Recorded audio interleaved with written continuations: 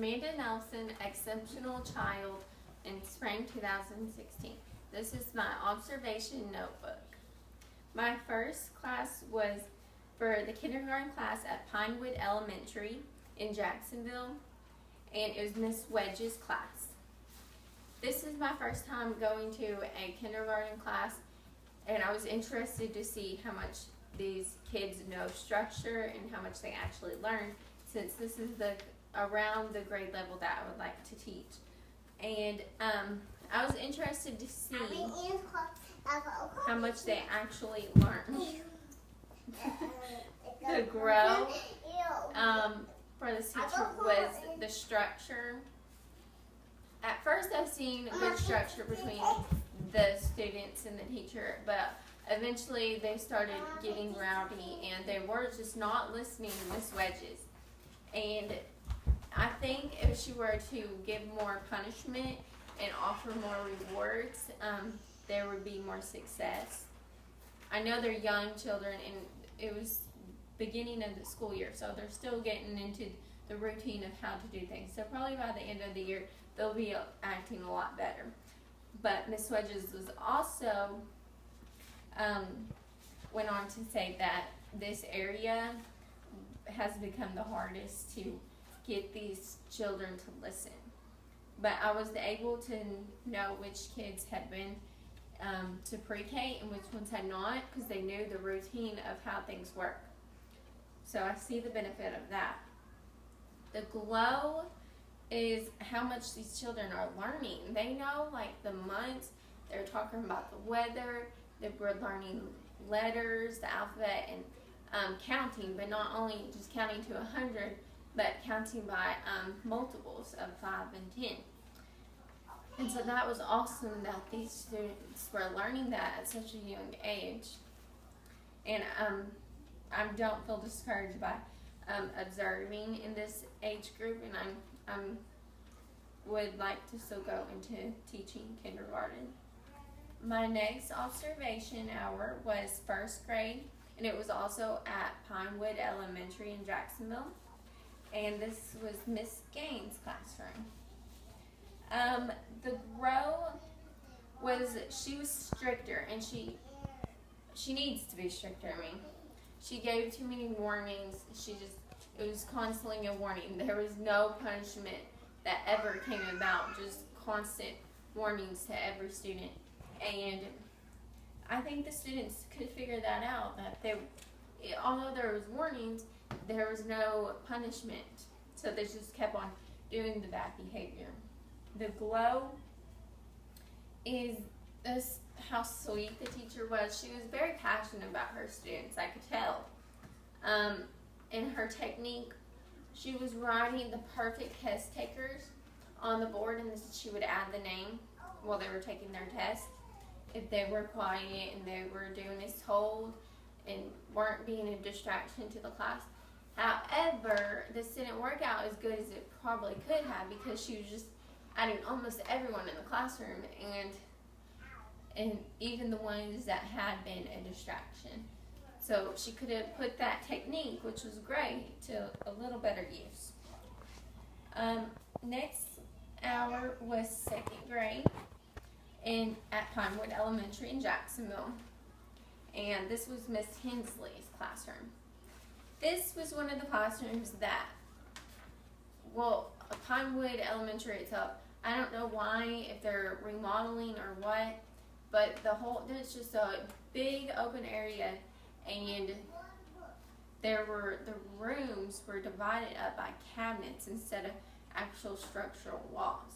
So Miss Hensley's class was one of these that were divided by cabinets. And the grow is, she could make the children clean up their mess. Instead, she was going around and cleaning up these second graders' mess. Whenever she could have just easily told them, you need to clean up your mess, and I'm sure they would have been happy to, but instead she just didn't. So that could be a life lesson that they need to learn, and she should just be doing it for them. The glow, while they were making their fruit necklaces for the 100th day of school, They were also learning counting, and counting by multiples of 5 and 10s. So she added this educational into just a regular fun activity. So I've seen the benefit of that. But not having structural walls did bring a lot of outside noise into the classroom, and I think it led to more distractions. So I hope that they're going to change this soon for that. And it's only temporary. My next observations were 3rd grade special education resource at Desert Elementary with Ms. Scholl's class. She is a teacher for both 3rd and 4th grade classrooms, so you're going to hear me talk about her a lot, but that's okay because she was an awesome teacher. She said she has been teaching, I think it was her that said 20 years or so. She was an older woman, but you could tell she had put all the things she had learned, these many years of teaching resource, into her classroom, and she was outstanding. The grow, I really don't have a grow for her. The glow was, like I said, she was outstanding, and she did one-on-one with the students, and she was also doing the Spartan system where they learn to read and spell on their fingers, and it helps them. She said it's for dyslexia, but it's also a great technique for them to learn, for any students to learn, whether delayed or not. And next would be observation was 4th grade self-contained special education. This was also at Desert Elementary. This was with Miss Sals again. And the grow, I don't have one for her because she was just awesome. She was outgoing, and she made the students comfortable by sitting with them at the same desk, and she was making jokes with them about the assignment, but still she kept on with the same technique. Next was 5th grade special education resource at Bologna Freshman Academy with Miss Doris. I don't know whether I'm filming or not. We got 10 minutes. I'm 10% battery. Okay, that's fine. Just press OK. The grow was, she could shorten her bell ringer. This bell ringer took like 30 minutes of the beginning of the class, when a bell ringer is supposed to just take just a few minutes just to be a reminder of the topic instead of a whole lesson. So I think if she planned her time in a better manner, they would have got more done. The glow, she was a very sweet teacher, and she offered a learning center where the students could check out books, and they also had these comfy chairs, and the books were labeled by the AR reading level, so they could pick out which books were in their level. Our next class observations was 6th grade self-contained special education. It was also at Bologna Freshman Academy with Miss Paul. Let's see, the grow is, she just accepts what her are turning in for a grade. She'd give them too many chances.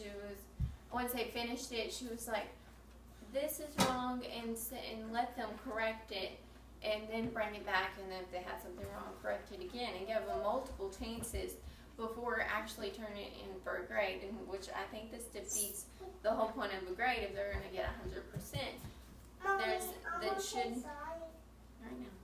They should help them out a little bit, but I mean, it's for a grade, so you should be able to do it on your own.